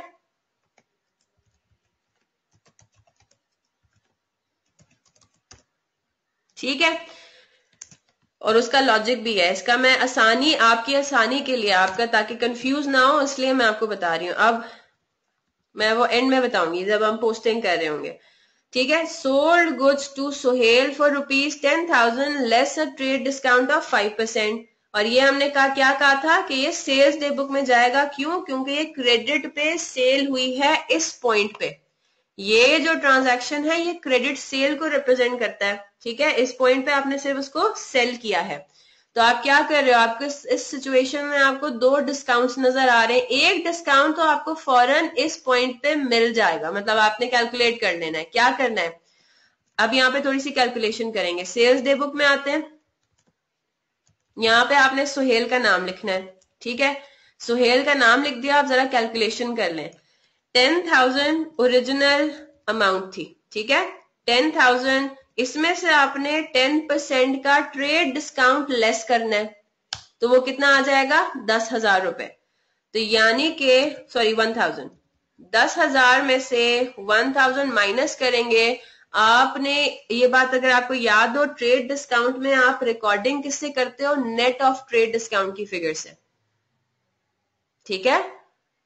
ट्रेड डिस्काउंट के अंदर जो पहली दफा आप बुक्स में पहली दफा हम इस ट्रांजैक्शन को बुक्स में लिख रहे हैं ना, तो पहली दफा आप जब बुक्स में इस ट्रांजैक्शन के बारे में कुछ लिखोगे तो वो किस पे लिखोगे, वो डिस्काउंटेड फिगर से लिखोगे, यानी कि 9,000 को आपने लिखना है, ना 10,000 बुक्स में कहीं आएगा, ना 1,000 कहीं बुक्स में आएगा। 1,000 क्या था, ट्रेड डिस्काउंट रिसीव्ड, ओ सॉरी 5% है, सॉरी इट्स 5%, इट्स 5%। तो ये आपका हो जाएगा 500 रुपए का आपने डिस्काउंट दिया, तो 9,500 की आपने सेल्स की। बात समझ आ रही है, ना 10,000 कहीं आ रहा है, ना डिस्काउंट की फिगर कहीं आ रही है। दोबारा पढ़ते हैं इसको, sold goods to Suhail for ₹10,000 less a trade discount of 5%। ऐसा कहीं पे लिखा, इसका मतलब है कि ये लेस करने से पहले की फिगर है, और इसमें भी आपने लेस करना है ट्रेड डिस्काउंट 5% का। बात समझ आ रही है? तो आपने क्या किया, डिस्काउंट लेस किया, और वो जो डिस्काउंटेड अमाउंट है, नेट अमाउंट है, उसको सेल्स डे बुक में अपने पास लिख लिया, ठीक है। आगे जो बात हो रही है अर्ली पेमेंट डिस्काउंट की, वो तो ऑफर हुआ है सिर्फ, अभी वो मिलेगा डिस्काउंट या नहीं मिलेगा ये तो हमें पेमेंट के टाइम पता लगेगा। और अगले ही आइटम में बता रहे हैं कि जी सुहेल ने अपना अकाउंट सेटल कर दिया, but he could not avail the early payment discount. तो 10% का जो डिस्काउंट मिल सकता था उसको उसने वो अवेल नहीं किया। अब सवाल ये आता है कि सुहेल ने कितना अमाउंट सेटल किया, कितना अमाउंट हमें पे किया, पूरा का पूरा 10,000 पे किया या 9,500?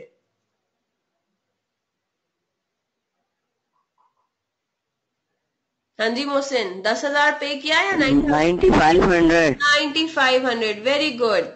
10,000 को अब आपने भूल जाना है, ट्रेड डिस्काउंट में ओरिजिनल अमाउंट को आप भूल जाते हो। आप ये देखते हो कि आपने सेल्स डे बुक में कितना लिखा था, मुझे 9,500 सुहेल से लेने हैं। तो अब सुहेल ने क्या किया, अगले ही ट्रांजैक्शन में सुहेल आपका डेटर है जिसने आपको पूरे 9,500 पे कर दिए। अगर फॉर एग्जाम्पल आगे ये लिखा होता कि Suhail availed the cash discount, तो हम जो 10% अप्लाई करते हैं वो किस पे अप्लाई करते हैं? इस वाली फिगर पे, ठीक है। 950 का फिर कैश डिस्काउंट होता है, आपने 10,000 को फिर भूल जाना है, कैश डिस्काउंट फिर इस पे अप्लाई होता है 9,500 पे, लेकिन अभी हमें नहीं करना। अगला आ गया purchase fix asset on credit ₹50,000, तो ये आपने रिकॉर्ड करना है जनरल जर्नल में। जनरल जर्नल में आ जाए, इधर आप पर्टिकुलर्स में क्या लिखेंगे? Fixed asset. क्या हो रहा है अब इसमें? आपको डबल एंट्री के फॉर्म में रिकॉर्ड करना पड़ता है ना। इसका फॉर्मेट इस तरह से कि इसको रिकॉर्डिंग करनी पड़ती है डबल एंट्री की फॉर्म में, ठीक है, वो फॉर्मेट है इसका। तो purchase fix asset on credit है, तो आप क्या करेंगे? फिक्स एसेट को आपने डेबिट कर देना है, लाइबिलिटी या पेएबल फॉर फिक्स्ड एसेट को क्रेडिट कर देना है, राइट। लाइबिलिटी क्रिएट हो रही है, ऑन क्रेडिट है, लेकिन वो लाइबिलिटी कैसी है? वो फिक्स्ड एसेट के लिए लाइबिलिटी है। तो फिक्स्ड एसेट आपने किया डेबिट, कितने से? 50,000 से। और क्या क्रेडिट किया?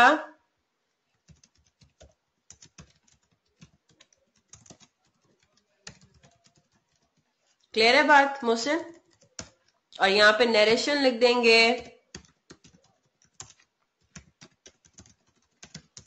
पार्टी का नाम नहीं लिखा हुआ तो इसलिए हम, अगर पार्टी का नाम लिखा हुआ होता, शोरूम का नाम लिखा होता तो हम क्रेडिट में शोरूम का नाम डाल देते, ठीक है।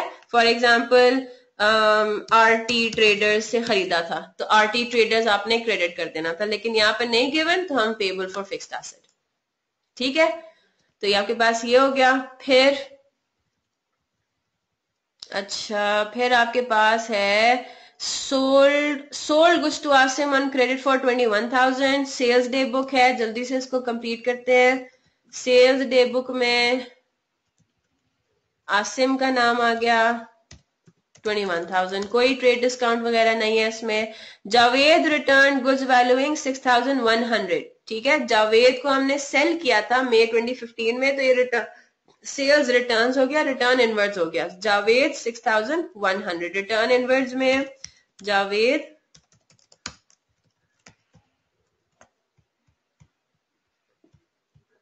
आगे आते हैं। फिर आपके पास है purchased fix asset on cash. अब ये जो फिक्स एसेट आप खरीद रहे हो ये कैश के थ्रू खरीद रहे हो, तो अब ये कैश बुक आ जाएगी इसमें, ठीक है। कैश पेमेंट बुक आ गई, पर्टिकुलर्स में क्या लिख देंगे? फिक्स्ड एसेट,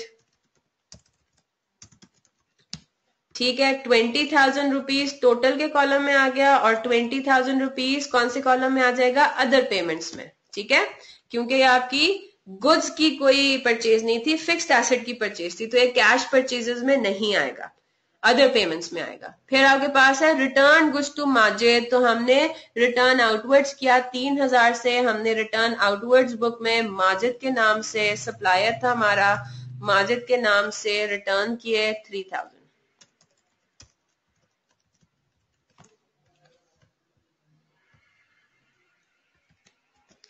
चले आगे जल्दी से चलते हैं। अब आपके पास आता है sold goods to Aleem in the first week of June for 24,000। पहले इसको रिकॉर्ड करेंगे सेल्स डे बुक में। सेल्स डे बुक में आ गए अलीम 24,000। फिर क्या हुआ? फिर अलीम ने हमें गुड्स रिटर्न किए 4,100 के, तो वो हो जाएंगे रिटर्न इनवर्ड्स डे बुक में। अलीम का नाम डाला 4,100।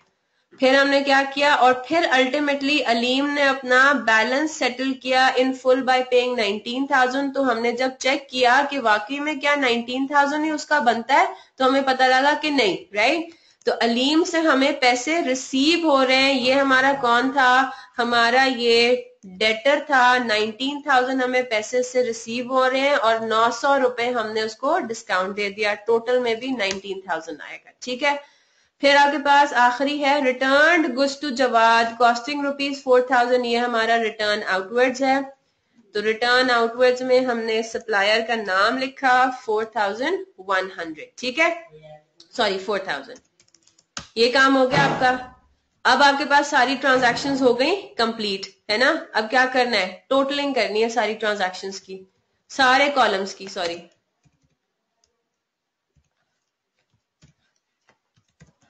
सारे कॉलम्स के हम लोग टोटल करते हैं।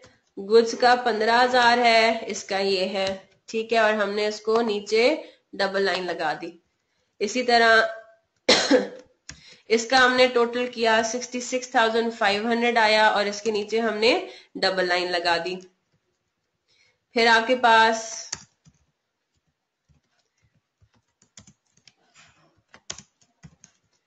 इन दोनों का आपने टोटल किया और ये इस डे बुक का टोटल आ गया और इसके नीचे भी आपने डबल लाइन लगा दी। लाइकवाइज इस डे बुक का भी आपने टोटल किया 7,000 आया और इसके नीचे भी आपने डबल लाइन लगा दी। और अब आपने इन इंडिविजुअल कॉलम्स के भी टोटल्स करने हैं। एक्सेल में बहुत आसान हो जाता है, आप लोगों को अलग अलग करना पड़ेगा, ठीक है। तो अदर रिसीट्स में आपके पास कुछ भी नहीं था, कोई बात नहीं, कॉलम बना लिया था। अब इतना अगर दिमाग नहीं चल रहा, अगर आपको इतना क्लिक नहीं किया, कोई बात नहीं, आप बना के छोड़ दो, सही है, राइट। तो आपके पास अब ये भी टोटल्स आ गए। इसी तरह कैश पेमेंट बुक में आते हैं, तो कैश पेमेंट बुक में भी आपके पास, अब यहाँ पे नोट करें, बैंक या कैश का ओपनिंग बैलेंस नहीं गिवन था, आप कोई बात नहीं, आपने सिर्फ ट्रांजैक्शंस को पोस्ट करना था, ठीक है। जनरल जर्नल पे भी आए और जनरल जर्नल में भी हम क्या करते हैं, डेबिट और क्रेडिट कॉलम के टोटल्स हमने कर लिए, ठीक है जी। यहां तक क्लियर है बात मोहसिन? तो जो पार्ट ए था आपका, पार्ट ए आपको क्या कह रहा था, record above transactions in the books of prime entries. तो पार्ट ए आपका कंप्लीट हो गया। टाइम हमें इसलिए लगा क्योंकि हम डिस्कस कर करके कर रहे थे, ठीक है। तो ऑब्वियसली आईकैप के एग्जाम में एक्सपेक्टेड है कि इतने बड़े बड़े क्वेश्चंस नहीं आएंगे, इतनी बड़ी बड़ी ट्रांजैक्शंस नहीं आएंगे, वो हम अभी देख भी रहे हैं। आईकैप में जितना भी बुक्स ऑफ प्राइम एंट्रीज के क्वेश्चंस टेस्ट हुए हैं ना, उसमें 4 या 5 ट्रांजैक्शंस दी भी होती हैं और उसमें आपको कहा हुआ होता है कि इससे बनाए बुक्स ऑफ प्राइम एंट्रीज और टी अकाउंट्स। तो मुश्किल से 2 टी अकाउंट्स बनते हैं और बुक ऑफ प्राइम एंट्री में भी सिर्फ 4 ट्रांजैक्शंस पोस्ट करनी होती हैं। 2 बुक्स बन जाती हैं ज्यादा से ज्यादा, या एक ही बुक बनती है, ठीक है। तो उसमें इतनी ज्यादा ट्रांजैक्शंस इंशाल्लाह नहीं होगी। तो फिर इस तरह तो फिर पूरा पेपर आप इसी में लग जाओगे, यही काम करते रहोगे, ठीक है। तो आपके पास बुक्स ऑफ प्राइम एंट्रीज बन गई। अब अगला पार्ट आपका क्या है, पार्ट बी है। अब आपने क्या करना है, जनरल लेजर में प्रिपेयर करने हैं अकाउंट्स को, लेकिन उनकी बैलेंसिंग इज नॉट रिक्वायर्ड, यानी कि बैलेंस कैरेट डाउन नहीं निकालना, ठीक है, बस सिर्फ टी अकाउंट बना के पोस्टिंग कर देनी है। तो अब हम देखते हैं, ये बात मैं रिवाइज कर रही हूं। जनरल लेजर को आप उठाते हो मंथ एंड पे, तो आपने 30 जून को खड़े होके आपने जनरल लेजर के टी अकाउंट्स बनाने, ठीक है। और जनरल लेजर के अंदर आप टोटल्स को पिक करते हो डे बुक्स की, ठीक है, बुक्स ऑफ प्राइम एंट्रीज की टोटल्स को पिक करते हो। अब एक एक करके हम पहले परचेजेस डे बुक में जाते हैं। अब परचेजेस डे बुक में क्या सिनेरियो है, परचेजेस डे बुक में आपके पास 2 कॉलम्स हैं। पहले हम गुड्स के कॉलम के टोटल को देखते हैं, 15,000 रुपए। ये क्या बता रहा है कि ड्यूरिंग द मंथ ऑफ जून हमने टोटल 15,000 की गुड्स खरीदी ऑन क्रेडिट। तो डबल एंट्री क्या पास होगी हमारी, 30 जून को हमने ये सारी आपके पास जो डबल एंट्रीज हैं आपने जो पोस्ट करनी है, वो आपने पोस्ट करनी है 30 जून को। तो 30 जून को हमने परचेजेस का टी अकाउंट करना है डेबिट कितने से, 15,000 से। मैं ये जनरल जर्नल नहीं बना रही, अगेन मैं डबल एंट्री सिर्फ लिख रही हूँ, ठीक है, ताकि मुझे आसानी रहे कौन सा टी अकाउंट डेबिट करना है, कौन सा टी अकाउंट क्रेडिट करना है, ठीक है। और मैंने क्या क्रेडिट करना है, हाँ जी, क्रेडिट क्या करना है, purchases debit 15,000, total credit, total payable account या total creditors account, very good. Total payable account मैंने क्रेडिट कर देना है 15,000 से। फिर मैं आती हूँ उसी डे बुक के दूसरे कॉलम पे, अब स्टेशनरी है 10,000, क्या करूंगी, stationery debit total payable station, ठीक है। ये बात आपने बिल्कुल ठीक की, परचेजेस का आपने टी अकाउंट नहीं टच करना।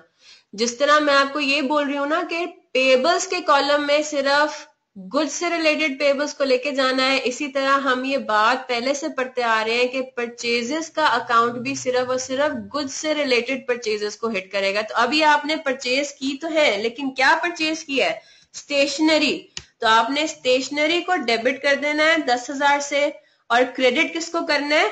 अब अगेन टोटल पेएबल अकाउंट भी सिर्फ किसके लिए यूज होगा? गुड्स से रिलेटेड लायबिलिटी के लिए। तो फिर यहाँ पे क्या करेंगे? नाइस स्टेशनर्स का नाम लिख दें। एक ही पार्टी है ना जिससे आपने खरीदा है 2 दफा क्रेडिट पे, नाइस स्टेशनर्स का, तो आप नाइस स्टेशनर्स लिख दें। क्लियर है बात? सही है। नाइस स्टेशनर्स हमारा सब्सिडरी लेजर में भी नहीं आएगा, क्योंकि नाइस स्टेशनर्स हमारा पेएबल है not for goods but for stocks only. तो सब्सिडरी लेजर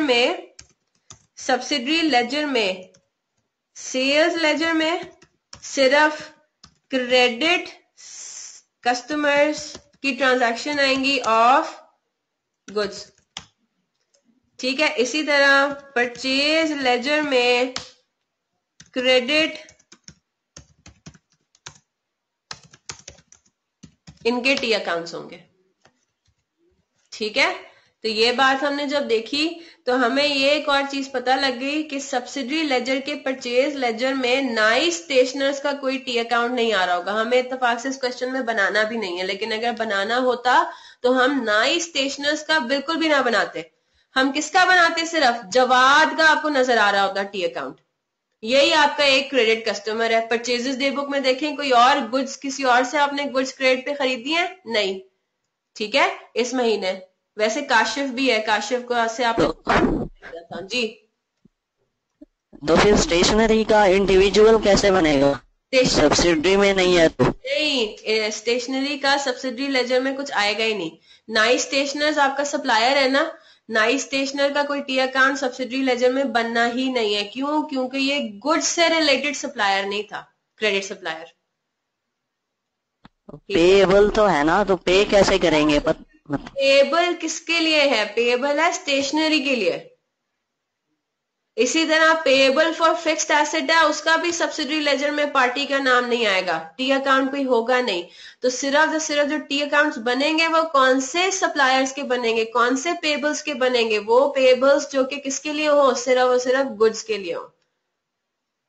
क्लियर हुई बात?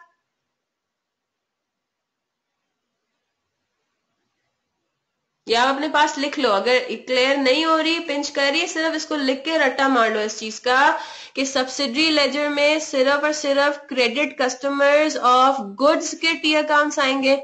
ऐसे कस्टमर्स जिनको आपने क्रेडिट पे सेल किया है, और क्या सेल किए? गुड्स, सिर्फ उनके टी अकाउंट्स नामों के साथ, नामों वाले टी अकाउंट्स, नेम्स वाले। और क्या होंगे?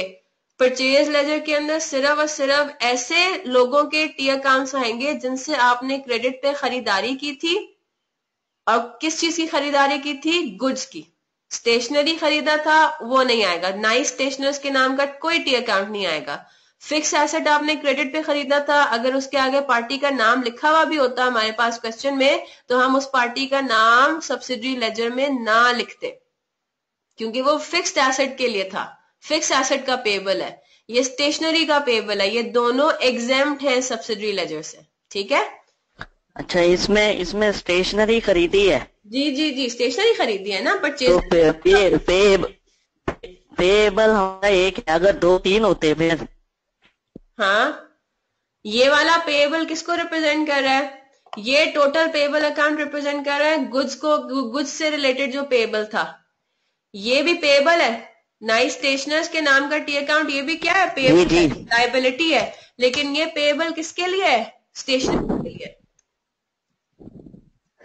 नहीं, आप समझी नहीं मेरी बात। हाँ जी, समझाओ आप फिर, क्या कह रहे हो आप? अगर हमने स्टेशनरी 2-3 बंदों से खरीदी होती, जैसे नाइस स्टेशनर है, इसके अलावा भी 1-2 होते फिर?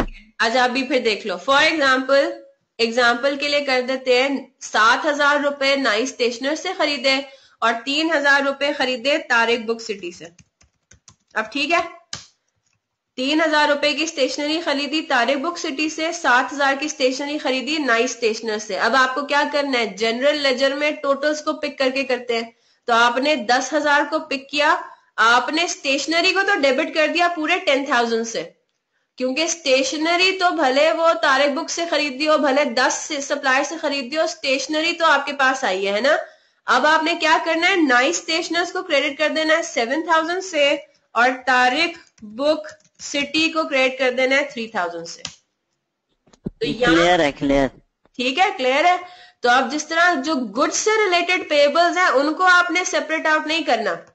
अब यहाँ पे तो इत्तेफाक से जवाद से ही 15,000 आपने खरीदे हैं। अगर जवाद के अलावा कोई और आपका सप्लायर भी होता तो आप इधर ऐसा नहीं करना था कि एक में यहाँ पे जवाद लिखते हैं, नीचे में आप लिखते हैं उस्मान। नहीं, यहाँ पे जवाद लिखा है, यहाँ पे उस्मान लिखा और पूरे 15,000, 7,000 और 8,000 लिखे। नहीं, ये यहाँ पे ऐसा नहीं करना। यहाँ पे गुड्स से रिलेटेड अलग ही सिनेरियो है, उसमें आपने टोटल पेबल अकाउंट टोटल लिखनी है फिगर, भले जितने भी सप्लायर्स हो। इसके अलावा अगर कोई पेबल की बात आती है वो आपने ब्रेक करके लिखना है। कहाँ पे, जनरल लेजर में। अब आप देखें टोटल पेबल अकाउंट में क्या है, जवाद है। जनरल लेजर में जवाद का नाम कहीं नहीं आ रहा, तो जवाद का नाम कहाँ लिखा हुआ नजर आएगा आपको, सब्सिडरी लेजर में। सब्सिडरी लेजर में जवाद का टी अकाउंट होगा। यहाँ पे जनरल लेजर में जवाद का टी अकाउंट नहीं खुलेगा।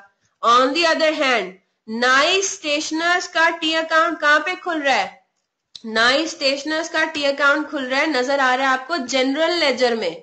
तो जनरल लेजर में ही नाइस स्टेशनर्स का टी अकाउंट है, इसका मतलब है सब्सिडरी लेजर में नाइस स्टेशनर्स का टी अकाउंट लिखने की जरूरत ही नहीं है, बनाने की जरूरत ही नहीं है, वो काम आप जनरल लेजर में कर रहे हो। क्लियर है बात, सही है, चले जबरदस्त। तो नाइस स्टेशनर्स दोनों नाइस स्टेशनर्स से हैं, अगर डिफरेंट भी होते तो दोनों के टी अकाउंट्स हम खोलते हैं जनरल लेजर के अंदर। ठीक है जी, परचेजेस डे बुक हो गया। सेल्स डे बुक में आते हैं। सेल्स डे बुक में सिर्फ और सिर्फ गुड्स से रिलेटेड सेल्स थी, एक ही कॉलम है। 66,500 से हमने क्या करना है, total receivable account, individual customers के नामों के टी अकाउंट्स आएंगे किधर, सब्सिडरी लेजर के सेल्स लेजर के पार्ट में।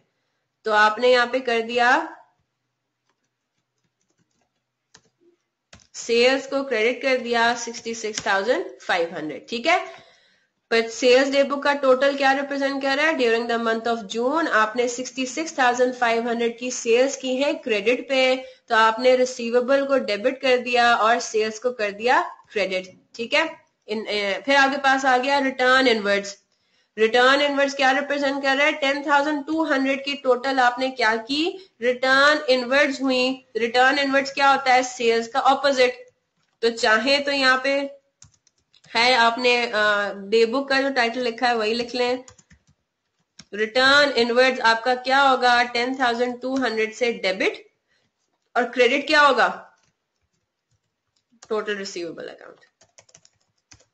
के आपको पहले आपने अपने डेटर्स को सेल किया था, 66,500 टोटल अमाउंट आपको रिसीव करना था, लेकिन उसमें से 10,200 के गुड्स आपको डेटर्स ने वापस कर दिए, तो उससे उनका रिसीवेबल बैलेंस कम हो जाएगा, क्रेडिट हो जाएगा। ठीक है, फिर आपके पास आता है अगला, हम डे बुक देखते हैं, रिटर्न आउटवर्ड्स। रिटर्न आउटवर्ड्स में टोटल आपने 7,000 रुपए के परचेजेस को बेसिकली आपने रिवर्स किया, रिटर्न किया। तो परचेजेस डेबिट होता है, तो रिटर्न आउटवर्ड्स आपका क्रेडिट हो जाएगा। कितने से, 7,000 से। और क्या डेबिट होगा, आपकी लायबिलिटी इससे कम हो जाएगी। और कौन सी लायबिलिटी, टोटल पेबल वाली, गुड्स से रिलेटेड वाली लायबिलिटी, क्योंकि आपने गुड्स उतने रिटर्न कर दी, तो अब आपको इनके पैसे नहीं देने। ठीक है, फिर चलते हैं कैश बुक में। हमने ये देखा जनरल लेजर में पोस्टिंग करते हुए टोटल के कॉलम का टोटल हम नहीं लेंगे, क्यों, क्योंकि इसमें तो दुनिया जहां की सारी ट्रांजैक्शंस का टोटल आ रहा है, हमें जाना है कैटेगरीज में। ठीक है, पहले हम देखते हैं कैश रिसीट बुक में डेटर्स से हमें टोटल पैसे रिसीव हुए 47,200। ठीक है, तो हम क्या कहेंगे, कैश रिसीव हुआ, ये सारा किस टर्म में इस्तेमाल हो रहा है, क्वेश्चन के अंदर सारा cash cash cash cash, cheque कहीं पे भी नहीं यूज हो रहा। ठीक है, सारा कैश ही यूज हुआ है, तो हम ये कहेंगे कि कैश इन हैंड के बारे में बात कर रहा है। ठीक है, तो आपने कैश को डेबिट किया कि 47,200 रुपीज आपको रिसीव हुए कैश में, और क्या क्रेडिट करेंगे, टोटल रिसीवेबल अकाउंट, कि हमारे डेटर्स ने हमें 47,200 पैसे दे दिए है, उससे उनका बैलेंस कम हो जाएगा, क्रेडिट हो जाएगा। अच्छा, मैं फ्लो में चल रही हूँ, प्रॉब्लम हो तो आपने मुझे वहीं पे रोक देना है। फिर आपके पास क्या हो रहा है, कैश सेल्स हो रही हैं, इसमें भी आपको कैश रिसीव हो रहा है, इसमें भी आपका कैश डेबिट होगा, कितने से, 4500 से, और क्रेडिट क्या होगा, कैश सेल्स है, आपने सेल की और फौरन से कैश भी रिसीव हो गया, रिसीवेबल इन्वॉल्व नहीं होगा, क्या इन्वॉल्व होगा, सेल्स, ठीक है। अदर रिसीट्स कुछ भी नहीं है। फिर आपके पास है डिस्काउंट अलाउड 2200, तो ये बात हम लोग डिस्कस कर चुके हैं। 30 जून को अब आपने एक और काम करना है, और वो ये करना है, डिस्काउंट अलाउड आपका क्या है, एक्सपेंस है, लॉस है आपका, ठीक है, आपको कम पैसे मिल रहे हैं। डिस्काउंट अलाउड डेबिट और टोटल रिसीवेबल अकाउंट आपका क्रेडिट, आपने अपने डेटर्स को ये डिस्काउंट देते हो, ऐसे लोग जो कि आपको ओ करते हैं कुछ, ठीक है। फिर आप आ जाओ कैश पेमेंट बुक पे, टोटल के कॉलम को अगेन इग्नोर कर देंगे, पहले आएंगे हम अपने क्रेडिटर्स के ऊपर। अब यहाँ पे मैं आपको बात बताती हूँ कि नाइस स्टेशनर से जो हमने 5400 रिसीव किए वो हमने इस कॉलम में क्यों नहीं लिखे। 16,850 ये टोटल क्या रिप्रेजेंट करता है, हमने अपने उन पेबल्स को जिनको हम ओ करते थे फॉर गुड्स, हमने उनको पे किए 16,850 रुपीज, ठीक है। अगर मैं फॉर एग्जाम्पल यहाँ पे 5,400 लिखती और यहाँ ना लिखती नाइस स्टेशनर्स वाली पेमेंट, तो मेरे पास टोटल क्या होता, 22,250। अब मुझे एक बात बताएं, अगर मैंने पेमेंट की है ना, मेरा कैश क्रेडिट होगा और क्या डेबिट होगा, टोटल पेबल। अब मैं फ्लो में चल रही हूं और मैंने क्या किया, टोटल पेबल अकाउंट में डेबिट कर दिया 22,250 से, और कैश को क्रेडिट कर दिया 22,250 से, गड़बड़ हो जाएगी ना। मेरे दिमाग में यह रहा ही नहीं कि इसमें एक नाइस स्टेशनर्स का भी पेमेंट है, तो मैंने क्या कर दिया, ये टोटल पेबल अकाउंट किसका था, सिर्फ और सिर्फ उन पेबल्स का था जो कि गुड्स से रिलेटेड है। अब मैंने इस अकाउंट में 22,250 की पेमेंट को रिकॉर्ड कर दिया, और 22,250 में 5,400 की ऐसी पेमेंट थी जो कि गुड्स की क्रेडिटर्स के लिए इनको नहीं पे की थी। आपने किसको पे की थी, वो नाइस स्टेशनर्स को पे की थी, जिसका एक अलग लायबिलिटी अकाउंट है, इसको इसमें जाना चाहिए था, इसको डेबिट करना चाहिए था। बात समझ आ रही है।